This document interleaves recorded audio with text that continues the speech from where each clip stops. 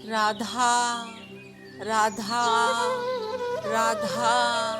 जय जय श्री राधे। श्री राधा चरित्रामृतम भाग 6। आज का शीर्षक है बरसाने से टीको आयो। हे अनिरुद्ध नंदन, ब्रजनाभ वास्तव में इस पराभूत परिश्रांत हृदय का विश्राम स्थल एकमात्र प्रेम ही है। प्रेम ही है जो इस दुख से कराहते मनुष्य को आनंद सिंधु की यात्रा में ले चलता है। हे यादवों में श्रेष्ठ वज्रनाभ, आत्मा के अनुकूल अगर कुछ है तो वो प्रेम ही है। अरे आत्मा ही तो प्रेम स्वरूप है। इस जगत में अत्यंत उज्जवल और पवित्र कुछ है तो वो प्रेम है। याद रहे वज्रनाभ, सब कुछ अनित्य है। इस संसार में एकमात्र प्रेम ही है जो नित्य है, शाश्वत है। उसे फिर अजर अमर क्यों ना कहें, वो प्रेम अमृत रूपा भी तो है। महर्षि शांडिल्य यमुना के पुलिन में वज्रनाभ के सन्मुख प्रेम की महिमा का गान कर रहे थे। श्री श्याम सुंदर निकुंज से उतरे हैं। यशोदा के आंचल में तो ये प्रेम की ही महिमा है। अब आगे साक्षात प्रेम, विशुद्ध प्रेम आकार लेने जा रहा था। कितना सुंदर नाम है उस गांव का, बरसाना।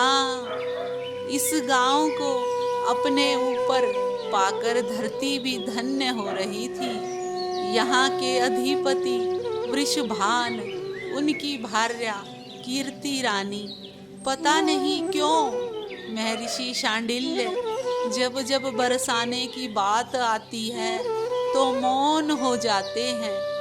उनसे आगे कुछ बोला ही नहीं जाता। हाँ, प्रेम है ही ऐसा। फिर ये नगरी तो प्रेम की नगरी थी ना। मेरे पुत्र हुआ है आज, मैं बहुत प्रसन्न हूँ, पर मेरे मित्र नंदराय के कोई पुत्र नहीं है। कीर्ति रानी, तुम्हें तो पता ही है ना, मेरे पुत्र श्री दामा के जन्म पर वो नंद और यशोदा भाभी कितने खुश थे। पता है, मैंने तो उस समय भगवान से यही प्रार्थना की थी कि मेरे मित्र नंद को भी पिता बनने का सौभाग्य मिलना चाहिए। गौशाला में बैठे थे वृषभान, तभी उनके पास उनकी अर्धांगिनी कीर्ति रानी आ गई थी। कीर्ति रानी की गोद में श्री दामा शिशु थे। वो आकर अपने पति वृषभान के पास बैठ गई थी। पता है कीर्ति रानी, शास्त्र चाहे कुछ भी कहे कि पुत्र नहीं होगा तो पिता को स्वर्ग नहीं मिलेगा। मुझे नहीं चाहिए स्वर्ग। क्या स्वर्ग से कम है ये हमारा बरसाना? हम दोनों मित्र थे। ब्रजपति नंद और मैं बड़े हैं। मुझसे नंद राय पर हमारी मित्रता बहुत पक्की रही। तुम तो जानती ही हो, मेरे विवाह के लिए मेरे पिता ने इतना प्रयास नहीं किया जितना प्रयास मेरे प्रिय मित्र नंद राय ने किया था। तब जाकर तुम जैसी सुंदर सुशील भार्या मिली है मुझे पुत्र नहीं चाहिए। मैं तो स्पष्ट ही ये बात कहता था, पर मेरे मित्र नंद को पुत्र ही की कामना थी। मैं कहता भी क्या था कि मेरे पुत्र जो मुझे होने वाले हों विधाता तुम्हें दे दे, पर मुझे तो कन्या ही चाहिए।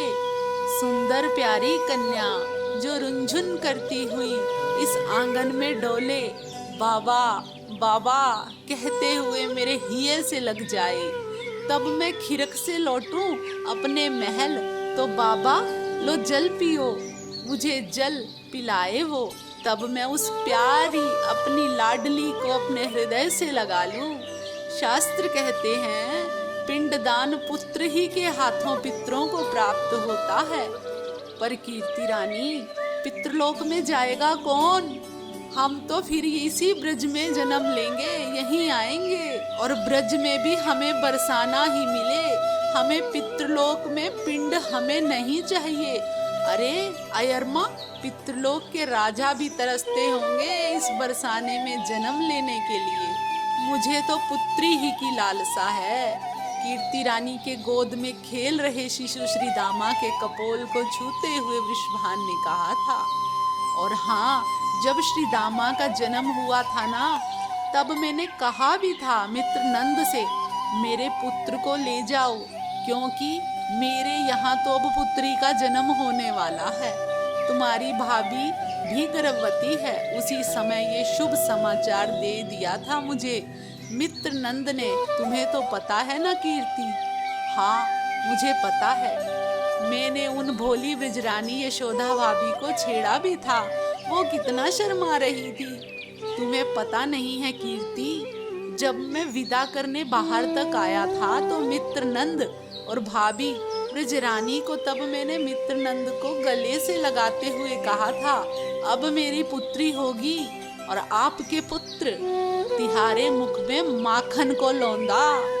उन्मत्त हंसते हुए नंदराय ने मुझे कहा था, पता है मैंने एक वचन भी दे दिया है मित्र को। चौंक गई थी कीर्ति रानी। क्या वचन दिया आपने? मैंने वचन दिया है कि आपके पुत्र होगा, मेरी पुत्री होगी, तो उसी समय सगाई होएगो। श्रीमान वृत्सानुपुर के अधिपति वृषभान की जय हो, वृषभान की जय हो। 4 ग्वाले आ गए थे दूसरे गांव के। उन्होंने भी ये प्रणाम करते हुए कहा, हाँ कहो, पर आप लोग तो गोकुल के लगते हो? वृषभान ने पूछा। जी, हम लोग गोकुल के हैं और श्री श्री ब्रजपति नंदराय के यहाँ से आए हैं। ओह, आप लोग बैठिए। वृषभान ने प्रसन्नता व्यक्त की। नहीं, हम अभी बैठ नहीं सकते, बस सूचना देकर हम वापिस जा रहे हैं। गोकुल के उन सब भेगवालों ने ये बात कही। पर सूचना क्या है? ब्रजपति श्री नंदराय स्वयं आते, पर वो अत्यंत व्यस्त हो गए हैं, इसलिए हमें उन्होंने भेजा है। ब्रजपति श्री नंदराय स्वयं आते, पर वो तो अत्यंत व्यस्त हो गए हैं, इसलिए हमें उन्होंने भेजा है। ऐसा क्या हुआ जिसके कारण व्यस्त हो गए ब्रजराज? उनके पुत्र हुआ है, गोकुल के ग्वालों ने बताया। जैसे ही ये सुना वृषभान ने, उनके आनंद का तो कोई ठिकाना ही नहीं रहा। सबसे पहले तो अपने ही गले का हार उतार कर उस दूत का कार्य कर रहे गोकुल के लोगों को दे दिया। कीर्ति रानी, सुना तुमने? उछल पड़े थे आनंद से वृषभान जी। आप तो ऐसे खुश हो रहे हैं जैसे आपके जमाई ने जन्म लिया हो, कीर्ति रानी ने छेड़ा। और क्या, देखना हमारी पुत्री और उनके पुत्र का विवाह होगा, और ये ऐसे दंपत्ति होंगे जो सबसे अनूठे होंगे, अद्भुत होंगे। वृषभान के हृदय का आनंद अपनी सीमा पार कर रहा था। पर उनके तो पुत्र हो गया, आपकी पुत्री होगी, अवश्य होगी। मेरी प्रार्थना व्यर्थ नहीं जाएगी। मैंने समस्त देवों को मनाया है, वो सब मेरी सुनेंगे। पर आपने ये नहीं पूछा कि मैं खिरक में आज आई क्यों हूँ? कीर्ति रानी ने कुछ शर्माते हुए ये बात कही थी। क्यों? मुझे नहीं पता। हाँ, वैसे तुम खिरक में कभी आई नहीं, पहली बार ही आई हो। मैं गर्भवती हूँ, दाई कह रही थी कि मेरे गर्भ में कन्या है। ओह, इतना सुनते ही गोद में उठा लिया था वृषभान ने कीर्ति रानी को और घुमाने लगे थे। उनके नेत्रों से आनंद अश्रु बह चले थे। गोद में शिशु श्री दामा मुस्कुरा रहे थे। वो सोच रहे थे, चलो मेरा सखा या बहनोई आ गया, अब मेरी बहन श्री किशोरी जी भी आने वाली हैं। अरे क्या देख रहे हो? जाओ पूरे बरसाने में ये बात फैला दो, हम सब टीका लेकर जा रहे हैं। गोकुल वृषभान ने आनंद की अतिरेकता में ये बात कही। टीका लेकर यानी सगाई? गांव वालों ने पूछना शुरू किया। हाँ, अभी से मैं ये कह रहा हूँ, नंदराय के पुत्र हुआ है, अब मेरी पुत्री होगी, ये पक्का है। इसलिए टीका अभी जाना चाहिए। हमारी तरफ से हम लड़की वाले हैं। वृषभान के आनंद की कोई था नहीं है आज। हाँ, सब सजो, सब बरसाने की सखियां सजें, और टीका लेकर हम सब बरसाने से नाचते गाते हुए गोकुल में चलें। पूरे बरसाने में ये बात फैला दी गई। सुंदर से सुंदर श्रृंगार किया सखियों ने। हे वज्रनाभ, बरसाने की सखियां तो वैसे ही स्वर्ग की अप्सराओं को अपनी सुंदरता से चिढ़ाती रहती हैं, पर आज जब सजने की बारी आई तो स्वयं उनके महीपति वृषभान ने आज्ञा दी। तब तो उर्वशी और मेनिका भी इनकी दासियां लग रही थी। हाथों में स्वर्ण की थाल सजाए, मोतियों की सुंदरतम पचीकारी चूनर ओढ़े, घेरदार लहंगा पहने और नाचते गाते हुए ये सब चली गोकुल की ओर। और कीर्ति रानी नहीं जा पाई क्योंकि वो गर्भवती थी। पर बरसाने के अधिपति वृषभान सुंदर पगड़ी बांधे, चांदी की छड़ी लिए आगे आगे चल रहे थे। हे वज्रनाभ, आनंद का ज्वार ही मानो उमड़ पड़ा था गोकुल में। ब्रजपति नंद के द्वारे कौन नहीं खड़ा था, आज मैं देख रहा था। सबको देवता भी ग्वाल बाल बनकर घूम रहे थे। देवियों ने रूप धारण किया था गोपियों का, पर कहाँ गोपियों का प्रेम पूर्ण सौंदर्य और कहाँ ये देवियां। प्रकृति आनंदित थी, सब आनंदित थे, चारों दिशाएं प्रसन्न थी। पर मैंने देखा ब्रजपति का ध्यान तो अपने मित्र वृषभान की ओर ही था। वो बरसाने वाले मार्ग को ही देखे जा रहे थे। मैंने उनसे पूछा भी, क्या देख रहे हो ब्रजपति उस तरफ? पता नहीं मित्र वृषभान अभी तक क्यों नहीं आए, क्यों नहीं आए? आएंगे, उनके आए बिना सब कुछ अधूरा है, क्योंकि इस अवतार की पूर्णता तो उन्हीं से मिलेगी ना। क्या मतलब गुरुदेव? मैं समझा नहीं। नहीं, कुछ नहीं ब्रजपति नंद। तभी सामने से ब्रजरज उड़ती हुई दिखाई दी। आवाजें आ रही थी, बड़ी सुमधुर और प्रेम पूर्ण। हजारों बरसाने की गोपियां एक साथ गाती हुई चली आ रही थी। ब्रजपति देखिए, आ गए आपके मित्र वृषभान, और लगता है पूरे बरसाने को ही लेकर आए हैं। मैंने हंसते हुए ब्रजपति को बताया था। एक ही रंग के सबके वस्त्र थे, पीले पीले वस्त्र, 16 श्रृंगार पूरा था उन सब सखियों का। उनका गायन ऐसा लग रहा था जैसे जैसे सरस्वती की वीणा झंकृत हो रही हो। आहा, बधाई हो मित्र, बधाई हो।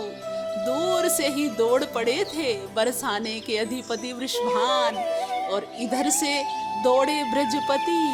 हे वज्रनाभ, मैं उस समय भूल गया कि मैं तो इनका पुरोहित हूँ, गुरु हूँ। पर हंसते हुए बोले महर्षि शांडिल्य, मैं इस लाभ से वंचित नहीं होना चाहता था। ये दोनों इतने महान थे कि एक की गोद में ब्रह्म खेलने वाला था तो एक की गोद में आह्लादिनी शक्ति खेलने वाली थी। दोनों गले मिले, मुझे देखा तो मेरी भी पद वंदना की वृषभान ने। फिर मेरी ओर ही देखते हुए बोले, आज गुरुदेव को मेरी एक सहायता करनी पड़ेगी। मैं क्या कर सकता हूँ? मैंने हंसते हुए पूछा।